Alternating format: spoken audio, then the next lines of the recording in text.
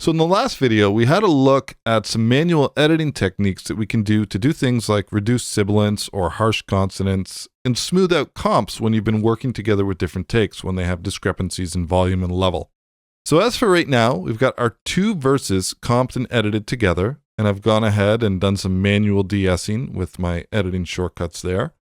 And I've got my middle 8 section done as well, where I've comped together a take, and I've also done a little bit of manual de-essing where it's needed, or where I feel that it's needed. So in this video, what I wanted to do is focus on how I go about pitch correcting. Now, because we have so many vocals here, I'm going to leave out the chorus for now, and I'm going to tackle that myself and come back and catch up with you in another video. But in the meantime, let's have a look at pitch correcting these vocals here. Okay, so again, going back to our master plan over here, our master game plan of what we had set out for our workflow, I know that I want to go ahead and have access to all these edits, which I do, so I can unravel them and go back to them if ever I need to. And the same on this one as well. This track here we're just going to ignore because it was an alternate that was done, and that's why I've muted it, and I ended up going with 3 new tracks over here with a different singing style. So we're going to ignore this for now. But I think at this point, it might be a good idea to go ahead and start giving ourselves some visual indicators or some breadcrumbs as to what's been done, because now we're actually starting to get some work done. So what I think I'm going to do is I'm just going to go ahead, we're just going to fast forward through this. I'm going to add an underscore to everything, to every single track here. So I'm just going to add this underscore, I'm going to copy it into my clipboard, and I'm literally going down track by track, going to the beginning and pasting. And I'm just going to go ahead and do this.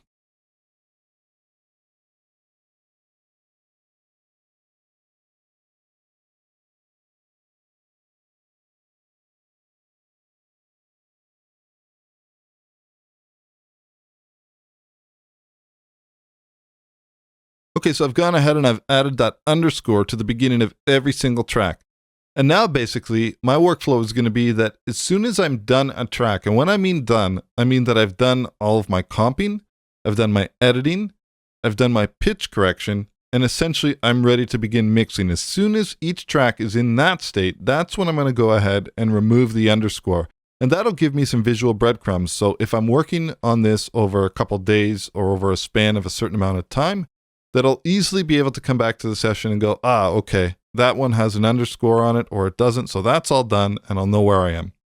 Okay, so the first thing that I like to do over here is now that we've got all this editing and comping done, is I want to create a duplicate layer. Now, depending on which DAW you work on, this could be called a playlist, could be called a layer. So the lingo isn't that important. It's just more along the lines of the concept being important.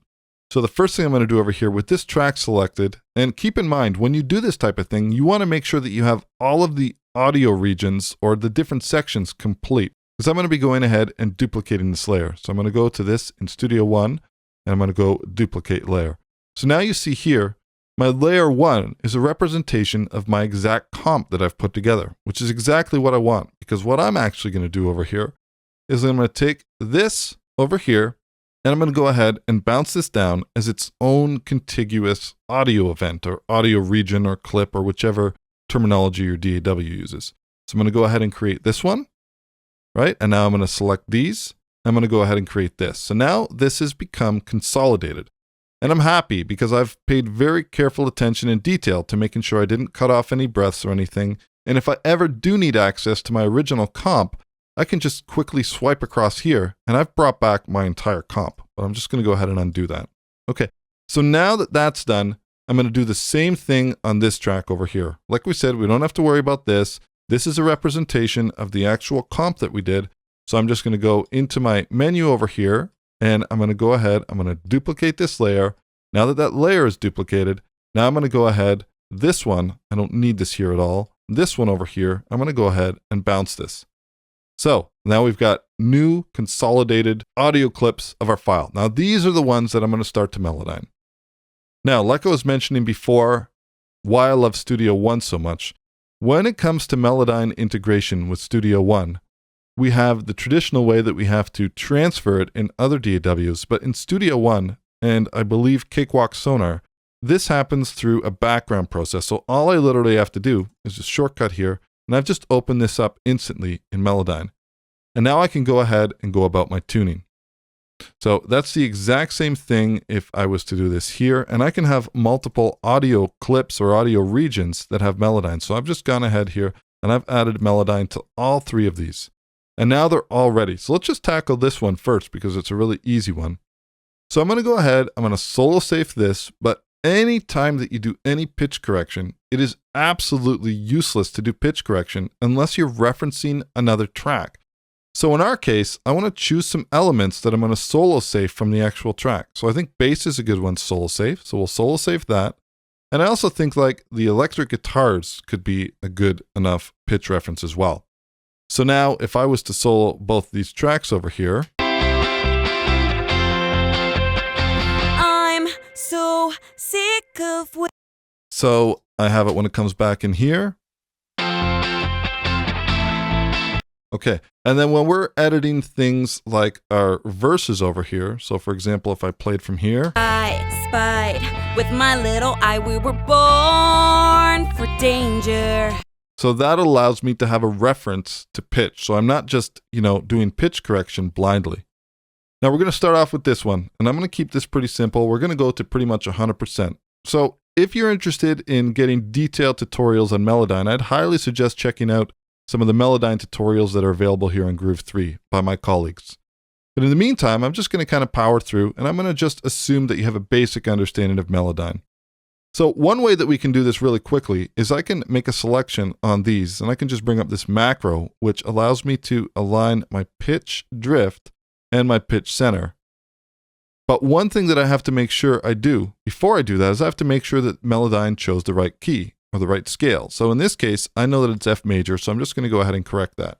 Now, one thing I could do is just highlight everything, double click, and see how that did. I'm so sick of waiting, no more conversating.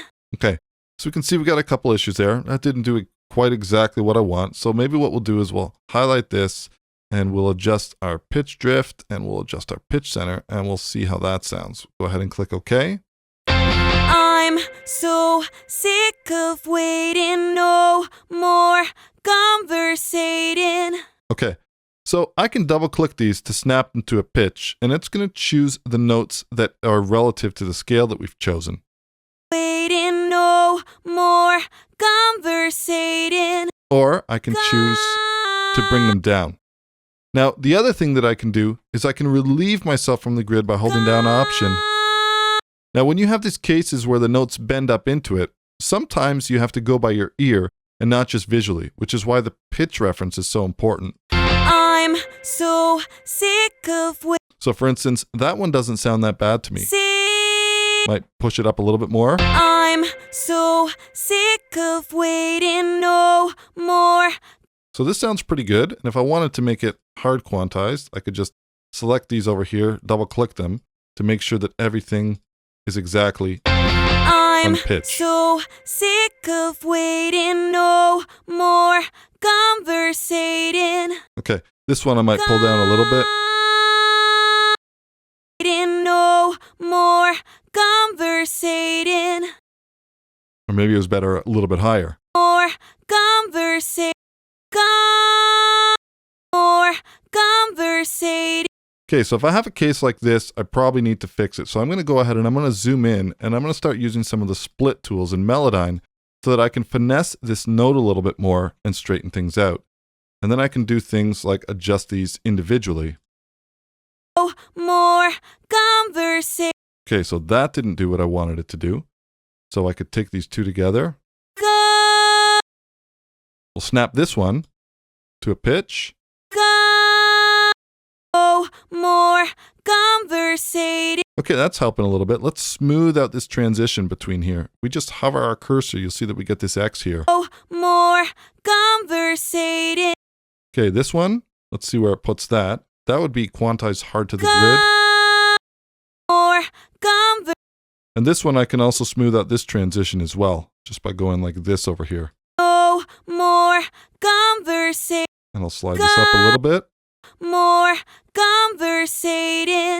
Okay, now what I want to do is I've got Melodyne on this, and this is based on this audio clip. So this clip has this plugin on it, this ARA version of Melodyne, as you can see down here.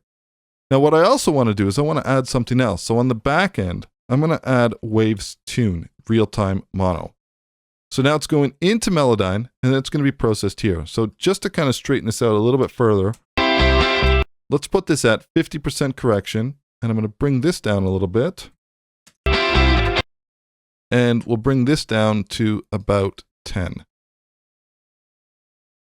Okay, let's see how that sounds now. I'm so sick of waiting, no more conversating. Okay, perfect. That sounds great to me. All right, let's move on to the lead verse now.